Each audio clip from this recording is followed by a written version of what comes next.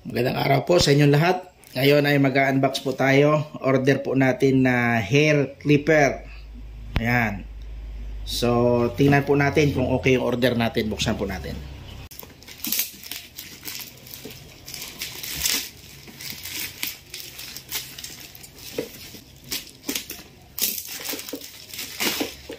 Ayan. Grabe ang pagkabalot. Yung hair clipper.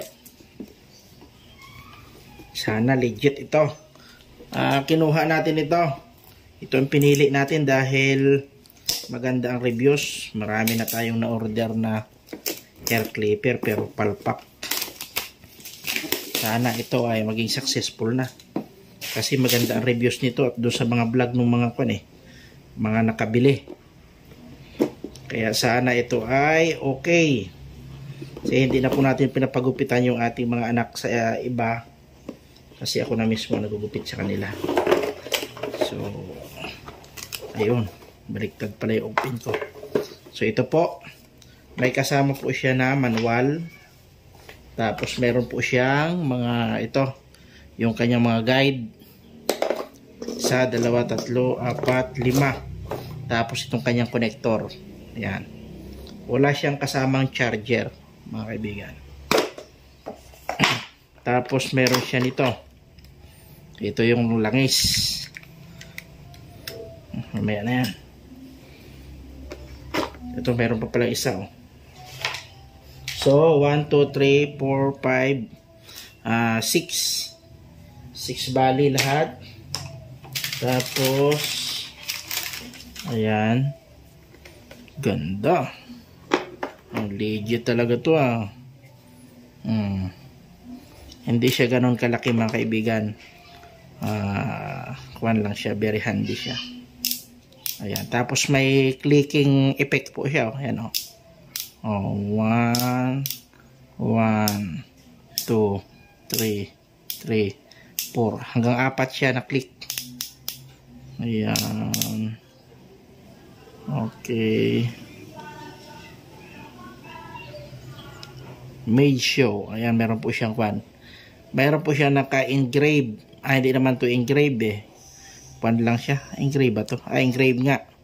Meron siya naka-engrave na made show standard. Ayan. Nakakwan po siya zero gap.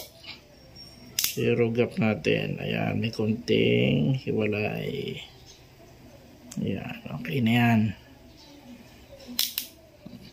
Tapos, ito yung kanyang meron siyang kansabitan.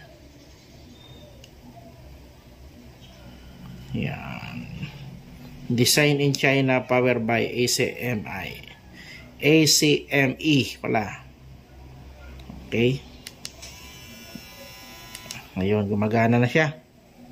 Ayan, meron po siyang indicator dito na ilaw o pagka pinindot mo siya, umiilaw siya. Tahimik po siya. Ito isa sa mga kwan. Ito ang isa sa mga nabasa ko kung bakit pinili na mga bumili. Ayan.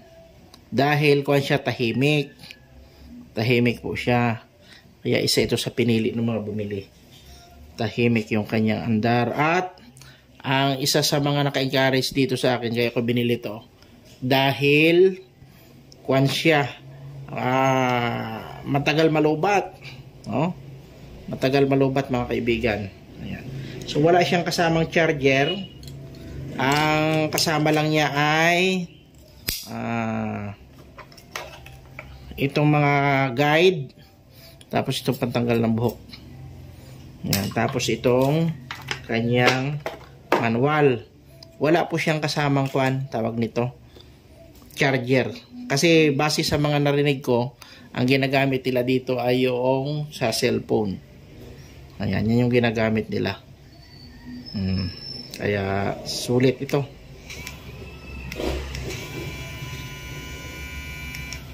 Hindi ko lang alam kung saan ang indicator nito kapag lobat na o kaya malapit na siyang malubat.